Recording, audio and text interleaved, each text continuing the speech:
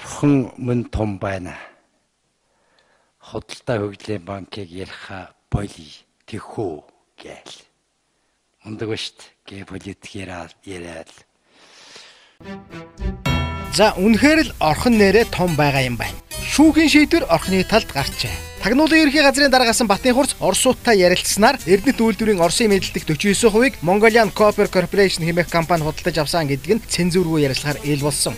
Энэ явдал нь монголчуудад огт таалагдаагүй гадна худалдаа хөгжлийн банкны тухай хуулиудыг ноцтой зөрчиж лимит хэтэрсэн зээл олгосон.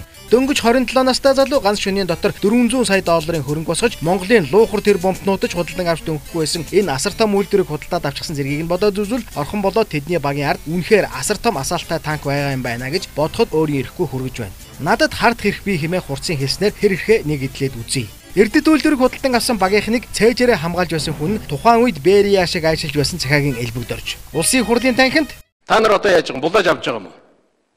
Дээр үе нөгөө нэгдэлч хөдөлгөөн гэдэг шиг хэмээн гişүүд рүү агсарч байснараа тэрээр өөрийгөө илчилсэн юм. Үүнээс л хардлага эхэлж байгаа юм. Орхон яагаад тийм том байваа?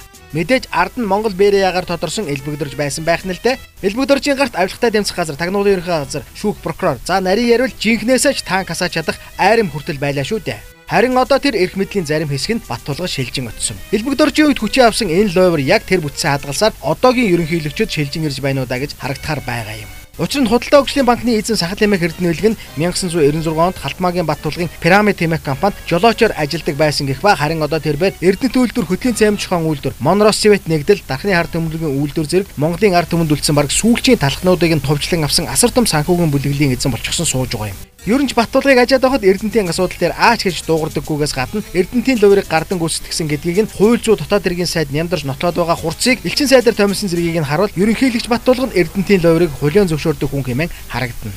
Замун түншлэн элбэгдоржийн дараа түүний гарт орсон шүүхийн систем Эрдэнэтийн луврыг хууль ёсны хэмээн баталгаажуулсан гэх зэрэгээс харахад элбэгдоржийн үргэлжилэлд Баттулга болж харагдаад ёр болж өгөхгүй байна. Зүгээр инженеэр бодоод үзэхэд Эрдэнэтийг лойрдохын тулд цуглуулсан тэр асар их мөнгнүүд бүгдээрээ Монгол улсын банк санхүүгийн бүх хуулиудыг зөрчсөн, мөнгө угаасан. Нэг шөнийн дотор 400 сая долларын эзэн болсон 27 настай жаалхүүгийн хөрөнгийг хууль шүүхийн альж байгууллага шалгаагүй, шалгахыг ч оролдохгүй байгаа зэрэг нь лойр төрийн томчуудын ангилал багтаад байгааг илтгэж байгаа юм. Шудраг үнний баг 100 гарч ирсэн эрхэм ерөнхийлөгч Баттулгын талаар өөрийн санаанд бууж буй хардталтыг биеэр ийхүү буулгалаа. Хэрвээ Эрдэнэтийн асуудал дээр цаашаадч үг дуурахгүй, үйлдэл хөдөлгөөн хийхгүй байх аваас энэ лойрт өнөөдрийн ерөнхийлөгч оролцсон байжээг хардлага улам лавширна.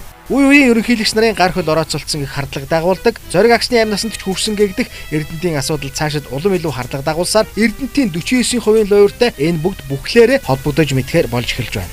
Халтмаагийн Баттулга. Бид ер нь хэнийг сонгочихсон юм бэ?